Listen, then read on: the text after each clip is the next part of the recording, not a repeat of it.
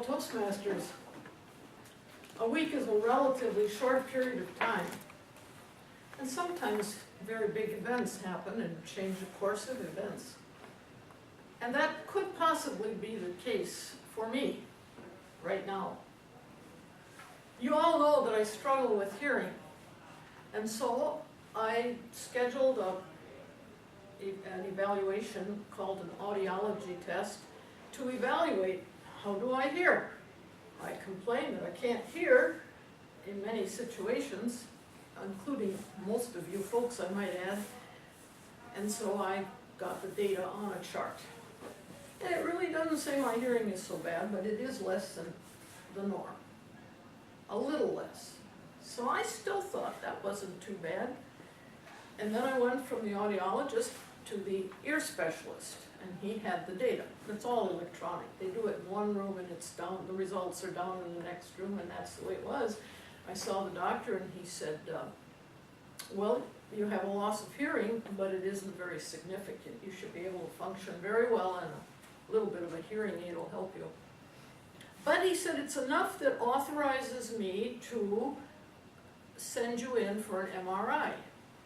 He said 2% chance that you don't have a problem with the MRI, 2% that you would have a problem revealed by an MRI, 98% no. And you could tell he had rules to follow. He could do it, but he wasn't really too excited about doing it. And I thought, well, if that's the case, and there's something lurking, I'd just as soon find out about it than not. So I said, I'll take the MRI. And I did. I proceeded to think about it, and then I said, but I have this incredible change in my vision right now. These weeks, I'm seeing double. I'm shutting my eye so I don't see double, and it affects my whole life. Like, I don't have the same depth perception, so my walking is kind of insecure. That's how I feel, insecure. And when I reach for the light switch, I'm always short. Depth perception isn't there with one eye. So I have to go a little farther and then I hit the switch. So if I'm having an MRI to check my hearing, I'll bet my ophthalmologist could authorize the MRI and I'd get an insight into my sight. So I called her and I asked, and I was kind of timid about this because I always think a doctor looks upon a patient as, what are they trying to do, practice my profession?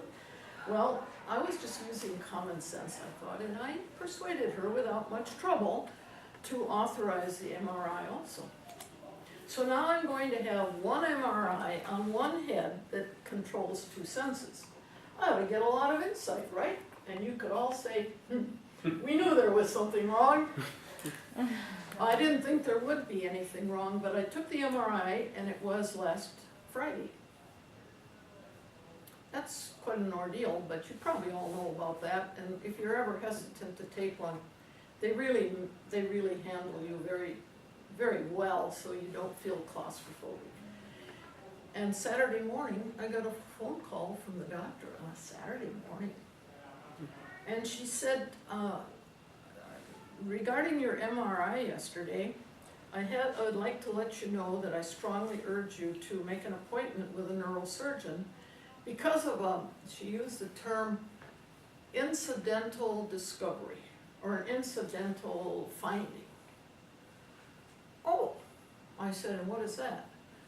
Well, she said there's a cerebral aneurysm. You all know what an aneurysm is. It's a bulge on an artery, and it's a point of vulnerability. If it breaks, you bleed, and if you break it bleeds seriously, you die. But don't cross that bridge yet. Don't write me off. There's a lot of things in between there, and there are treatments, and there are therapies, and the like.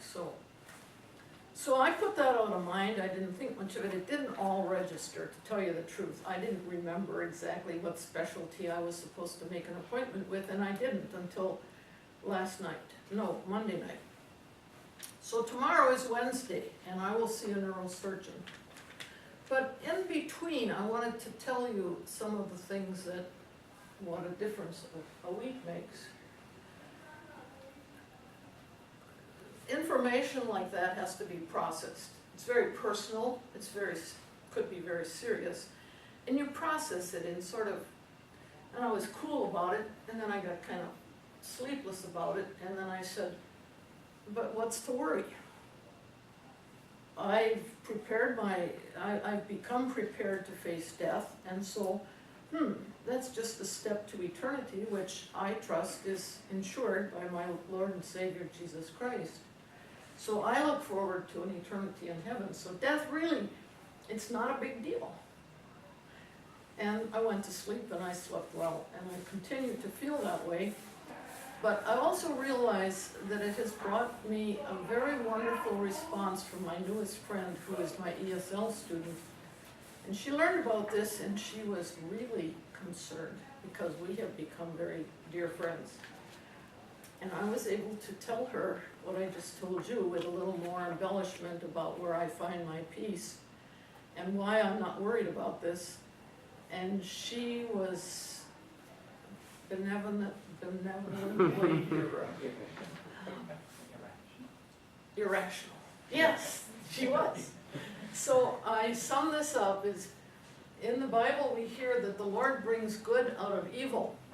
So I got some fuzzy vision.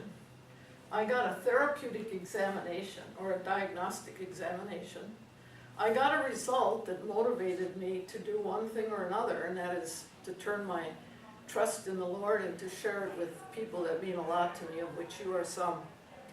And so if you don't know your Lord and Savior, Marion does, and she says, find the peace in Jesus that she has found, for we all will one day face a judge, and that is Jesus, who has died to save us. So what a difference a week made. It's made me face my immortality, to discover that I'm at peace with it, and that it will progress as God wills, because when I pray the Lord's Prayer, I say, thy will be done. May that be your source of comfort and my message for you.